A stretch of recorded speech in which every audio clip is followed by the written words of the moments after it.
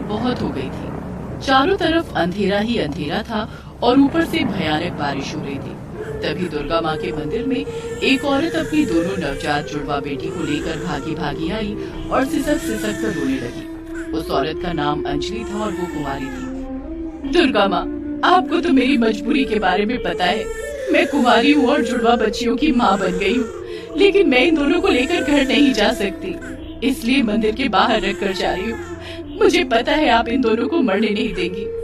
ये बोलकर मंदिर के बाहर अंजलि अपनी दोनों बेटियों को रखकर आंसू पोंछते हुए वहाँ से चली गई। दोनों बच्चियां बारिश में भीगने लगी और रोने लगी। चारों तरफ बिजली की कड़कड़ाहट सुनकर वो दोनों और भी डर गए। एक बच्ची गोरी थी और एक बच्ची सांवली थी।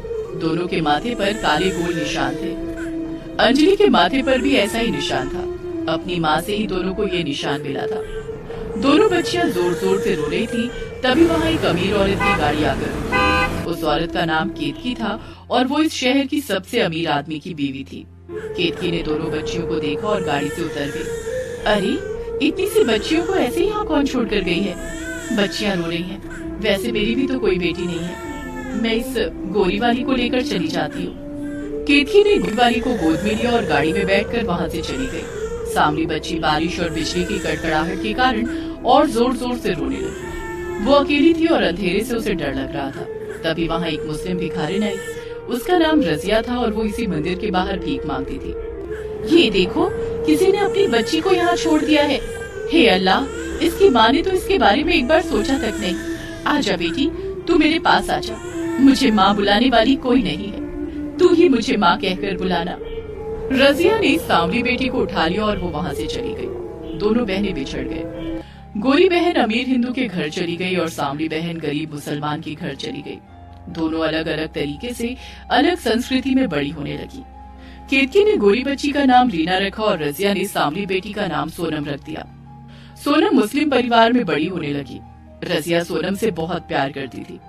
रजिया का पति अब्दुल भी एक बेटी पाकर बहुत खुश था। उन लोगों की कोई संतान नहीं थी।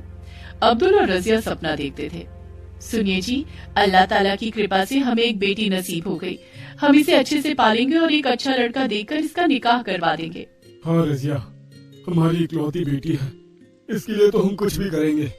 अब्दुल और रजिया दोगुना मेहनत करने लगे। सोनम बड़ी होने लगी। वो जब 5 साल की हो गई तब उसके साथ एक घटना घटी। सोनम स्कूल में जाने लगी और वहाँ पूजा नाम की एक लड़की उसकी सहेली बन गई। पूजा ने एक दिन सोनम से कहा, सोनम, कल से हमारी नवरात्रि शुरू हो रही है। नवरात्रि? वो क्या होती है?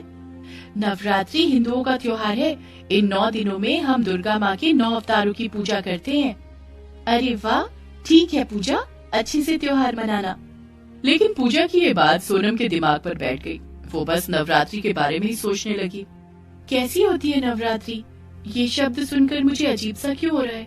ऐसा लग रहा है कि नवरात्रि से मेरा कोई कनेक्शन है। सोनम ने रजिया से पूछा, अम्मी जान, मैं मुसलमान हूँ ना? हाँ बेटी, तू मुसलमान है, लेकिन क्यों? क्या हुआ? अचानक से ये सवाल क्यों पूछ रही है?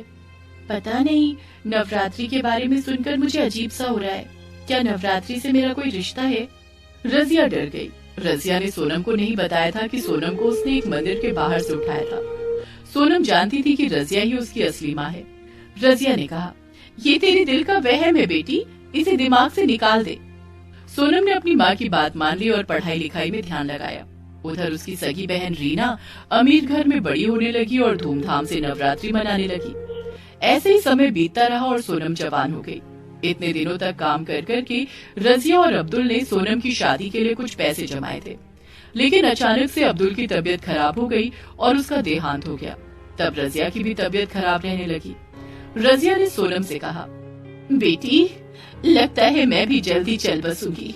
तू जल्दी से निकाह कर ले। मैंने एक लड़का ढूंढा है।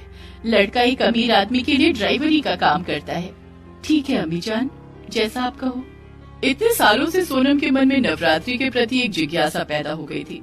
नवरात्रि आते ही उसे मछली चिकन अच्छा नहीं लगता था। वो सब खाने से ही वो उल्टी कर देती थी। उसे पता तो था कि कुछ गड़बड़ है। रजिया की तबीयत और ज्यादा बिगड़ने लगी और जल्दी से रजिया ने सोनम के साथ सहादुल नाम के लड़के की शादी करवा दी और उसी दिन वो अस्पताल में अपनी आखिरी सांसें गिनने लगी। अम्मी जान, आप मुझे छोड़कर मत जाइए। क्या कर सकते हैं बेटी, अल्लाह का बुलावा आया है।